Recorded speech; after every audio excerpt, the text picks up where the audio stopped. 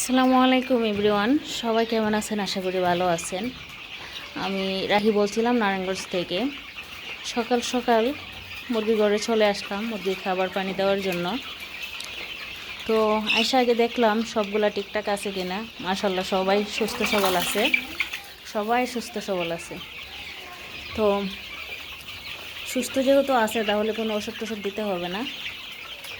সেই জন্য আমরা প্রাথমিক অবস্থা আইসা আগে দেখি যে খামারে যে মুরগি আছে সবগুলো সুস্থ আছে কিনা। সুস্থ থাকলে হয়তো ওষুধ দেয় না। আর অসুস্থ বা মেনলি হচ্ছে ঠান্ডা, মুরগির বেশিরভাগই ঠান্ডার ওষুধটা কয়েকদিন পর পর খাওয়াইলে মুরগি সুস্থ থাকে। তো আমরা অবশ্য 10 দিন পর পর একবার ঠান্ডার ওষুধ খাওয়াই দিই, তখন মুরগি আর অসুস্থ হয় না, ইনশাল্লাহ সবগুলো ভালো থাকে। তো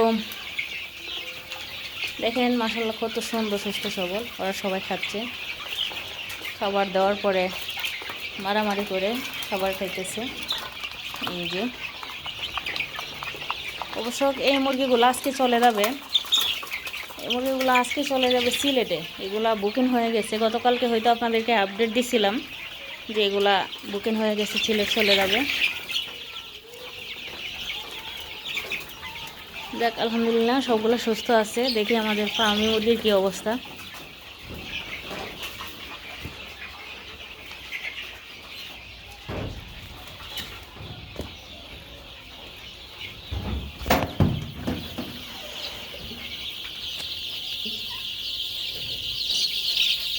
আরও মাশাআল্লাহ সুস্থ আছে, সুস্থ সবল আছে,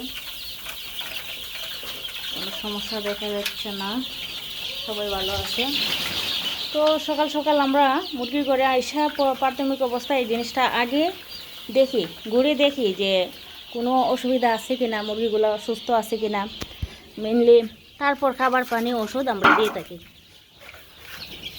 তো যারা একজন খামারি হতে চান, আর যারা খামারি আছেন, অল্প স্বল্প মুরগি যারা পালন করেন, তাদের উদ্দেশ্যে একটা কথা বলবো যে আপনারা মেনলি যে একটা ওষুধ ঠান্ডার রেনামাইসিন, প্রয়োজনে রেনামাইসিনটাই আপনারা